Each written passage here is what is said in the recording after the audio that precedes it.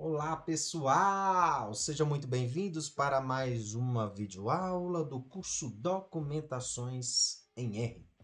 É um prazer imenso compartilhar conhecimento com vocês, mas não poderíamos deixar, antes de mais nada, de pedir para os ouvintes que não são inscritos que se inscrevam, deixem o seu like, ative o sininho para que a gente possa impulsionar esse material, para que outras pessoas também tenham acesso a essas informações. Em mais uma aula hoje, nós queremos agregar para vocês a terceira parte que nós temos dentro de um documento em R Markdown, que são os chunks, ou que a gente chama de códigos. São esses códigos em que o R Markdown, no caso o pacote, ele vai especificamente compilar, interpretar, no caso se desejarmos a saída também que seja impressa, isso vai ser compilado e agregado ao documento final. Então o corpo do texto, bem como os chunks, que são os ambientes de código, também serão compilados e estará tudo lá no final do nosso documento. Vamos lá aprender um pouco mais sobre documentações em R? Então, aqui já no nosso documento .rmd, nós pegamos algo anteriormente para poder trabalhar aqui com vocês hoje. Vou fazer uma nova compilação, só para que a gente tenha noção do potencial que essas documentações têm. Aqui eu vou apresentar para vocês um documento desse tipo, em que nós teremos ao mesmo tempo código R, código em Python, e poderíamos ter diversas outras situações. E aí nós vamos mostrando ao longo de todo o curso. Mas a proposta de hoje é entendermos essas saídas de código e interpretação. Vamos pegar aqui um primeiro código R, e aqui nós vamos aqui nessa abazinha, na realidade nesse botão aqui que são os chunks, e eu vou escolher qual chunk que eu quero. No caso eu vou escolher o de R. Perceba que a primeira letra que está dentro da chave identifica qual tipo de linguagem está dentro do meu código. Observe que o ambiente de código, que são os chunks, estão delimitados pelas aspas invertidas.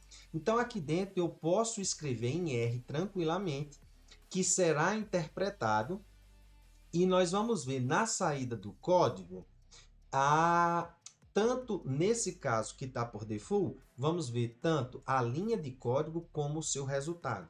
Então, aqui nesse caso, pegando o mesmo exemplo que nós mostramos ali inicialmente, eu vou printar na tela o Olá Mundo, ó, e vou compilar.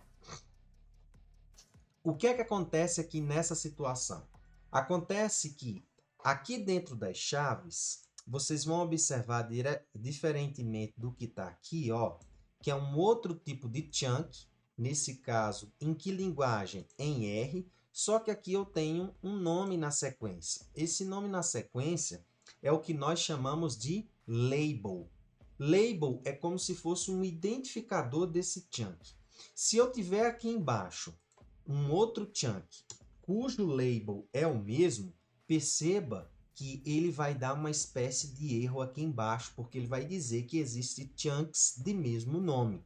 Então, nós temos que ter muito cuidado nesses labels aqui que nós vamos identificar. Não quer identificar o label em si, na realidade o chunk em si por algum label, é preferível não acrescentar condição nenhuma, ou melhor, nome nenhum. Perceba que aqui ele acaba dizendo que setup, ó, é um label que está duplicado. Então, nós não vamos agregar essa situação. Então, nessa situação, eu compilo novamente, retiro o label, é preferível nessa situação não identificar, e aí não haverá problema nenhum. Só que o que acontece? Depois eu tenho uma vírgula e um acréscimo de algumas outras coisas, que é o que a gente chama de argumentos lógicos dentro desse label. É o que nós queremos fazer com que esse label ele proceda ao final da compilação com algumas características específicas. Então vamos lá. Ao invés de eu usar essa sintaxe aqui, nós vamos usar algo mais familiarizado dentro do RStudio, que é a catraquinha da modificação das opções dos chunks. Ó, Então, quando eu abro a catraquinha, eu digo o seguinte, ó, eu não quero mostrar warnings, por exemplo, eu não quero mostrar mensagens ou outras coisas. O que é interessante aqui nessa situação é o meu output. Ó, o meu output, eu quero somente mostrar o output, ou seja, a saída, o que vai acontecer no resultado, e não a linha de código. Vou criar nessa primeira opção. Quando eu clico nessa primeira opção, veja que aqui, ó, entrou o meu primeiro argumento, que é o echo, false. Significa então dizer que o argumento será processado, mas o que vai ser apenas mostrado vai ser o output. Vamos ver. É isso que nós queremos mostrar nessa aula de hoje. Nós poderemos fazer diversas coisas para apresentarmos os códigos em si. E aí, o que é que vai acontecer nessa situação? Nós poderemos tanto mostrar o código em si no chunk ou no corpo do texto. Perceba que aqui, ó, apareceu apenas o output. Se eu quero, por exemplo, aqui então vou botar assim, ó, output. Se eu quero, por exemplo, apenas o input, vamos botar aqui, apenas a linha de código. Se eu quero apenas a linha de código, eu vou aqui novamente, ó, vou copiar isso daqui, vou colocar aqui para baixo e vou colocar na opção, ó, eu quero apenas que rode o código, na realidade, eu quero, aqui está dizendo, mostre o código e o output, é to true.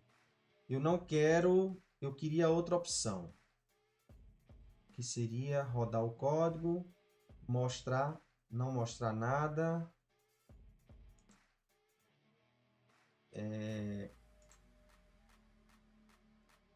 mostrar nada e não correr o código, seria isso. Então, nós temos essa aplicação. Essa daqui, avaliar, eval, false, include, false, é que ele não vai mostrar nada. Vamos ver essa segunda opção aqui, não encaixa ainda no que eu quero especificamente. Que eu queria nessa situação apenas imprimir, já sei o que é que eu vou fazer.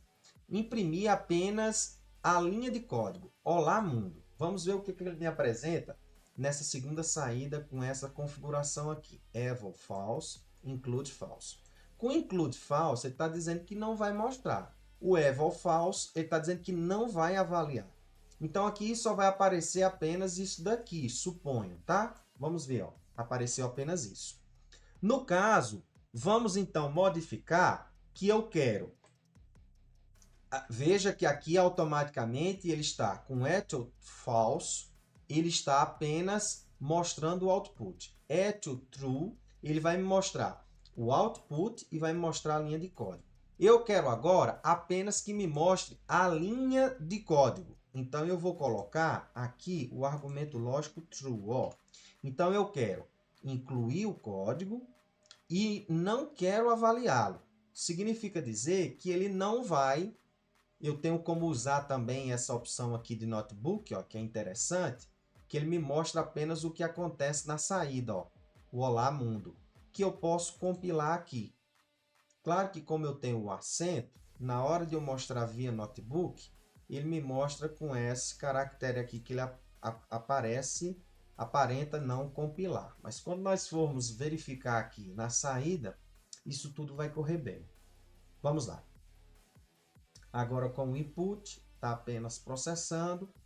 Eu poderia usar uma outra situação também. Ó, veja que aqui ele consegue mostrar para mim a configuração apenas do input da linha de comando. Então, eu usei essa configuração. Veja que diversas outras configurações, se eu quiser utilizar aqui, eu vou ter. Ó. O que importa é que você determina essas situações justamente aqui dentro das chaves.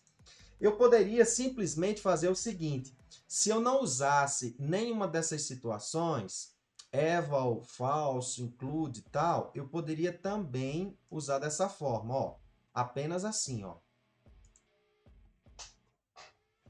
apenas identificando print, apenas o tipo de linguagem específica. Vamos ver como é que ele vai me mostrar. Está fazendo a compilação novamente, para a gente verificar isso. Vamos ver. Veja que aqui, por default, pelo fato de eu não ter usado nada, o eto é igual a true. Então, esse argumento é padrão, por isso que ele acaba mostrando aqui para nós.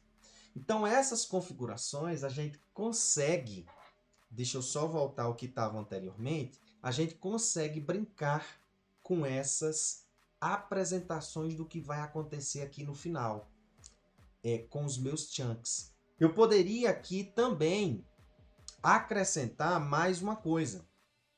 Aqui eu falei só em código R, tá? Agora eu vou introduzir um código em Python, que eu mostrei anteriormente. Vou fazer algo muito simplório.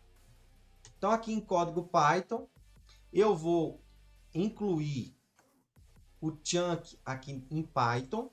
Claro que para eu fazer essa compilação, eu precisei primeiro do pacote Reticulate, que isso também está em um dos nossos cursos. Vindo aqui em Packages, Reticulate, vou instalar isso aqui. E também eu preciso instalar a instalação do Python, né? Então, eu preciso realizar também a instalação do Python.